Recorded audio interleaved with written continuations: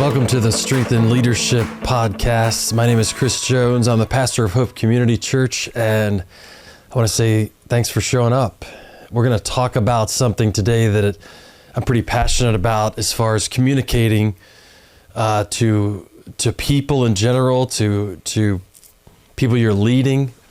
And it's a little thing that I like to call lost in translation. So tell you a quick little story. When I travel to Africa just about every year for the last 10, 12 years, and everything that I do here kind of comes a little bit second nature. There's an intuition, there's intuitive parts of leadership that you get to work with. And then I get to Africa and I'm doing seminars, and I realize that illustrations that I use here don't make any sense there.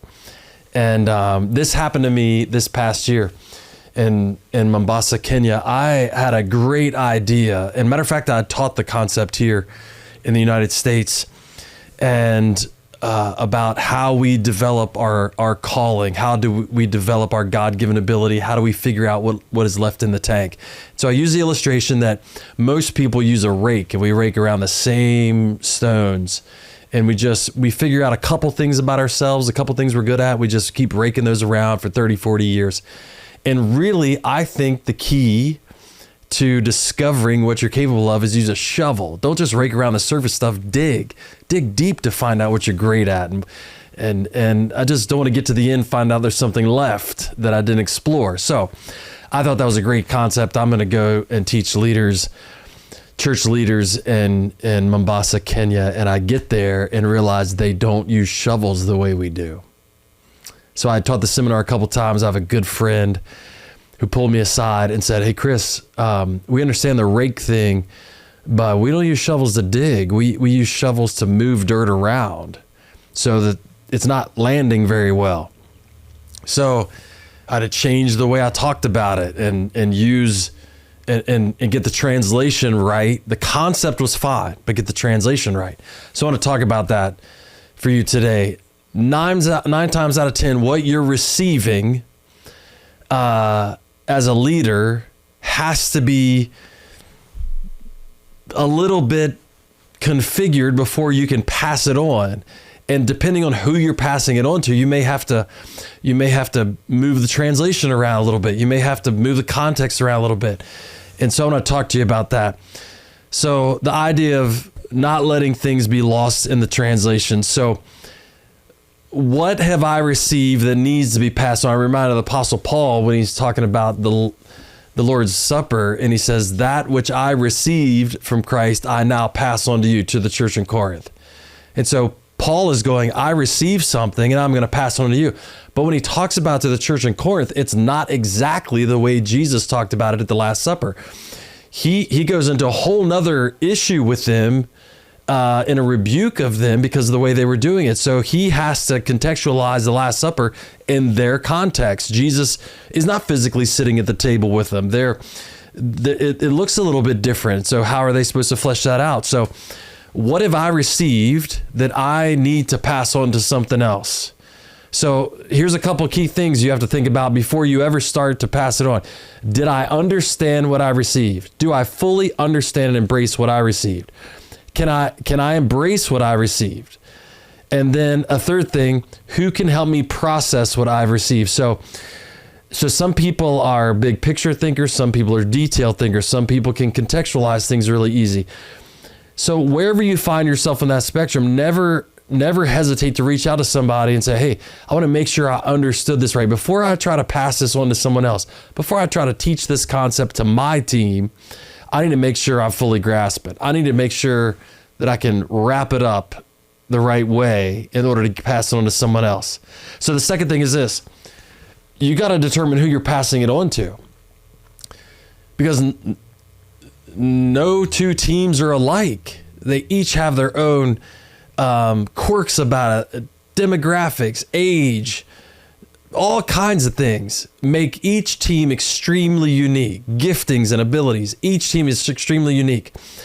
And especially in a church setting or a volunteer setting where you're dealing with people that already have full lives, they already have families or full-time jobs and vacations and all these things. So how do I take what I've received and then translate it? I need to know exactly who I'm passing it on to, because I can't pass it the same way to everybody.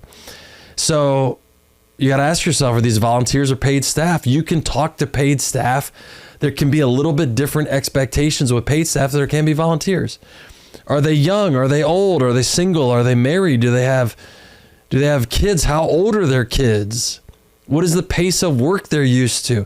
All these factors go into my mind when I'm getting ready to convey something that was given to me.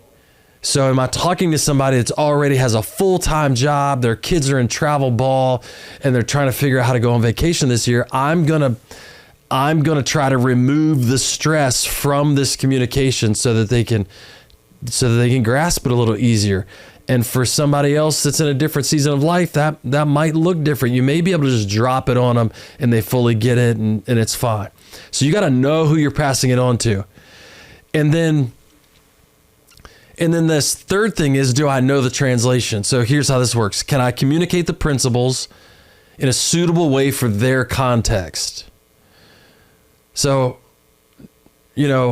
some people you may just be able to email the thing to. Somebody else, it may be a conversation. You may have to sit down and just turn it into a conversation. It's not a form to fill out anymore. Turn it into a conversation.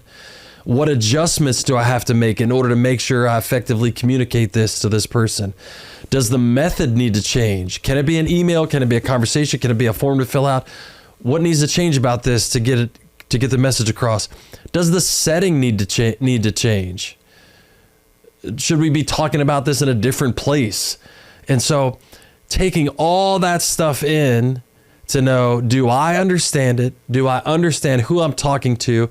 And do I understand how to translate it in a way that they can grasp it? So then this fourth thing is this.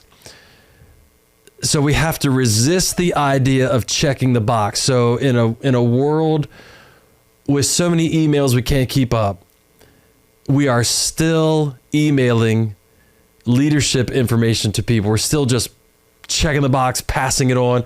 We're still just doing this just cycle of like, okay, people need to know this. I'm gonna just send it out. Send it out.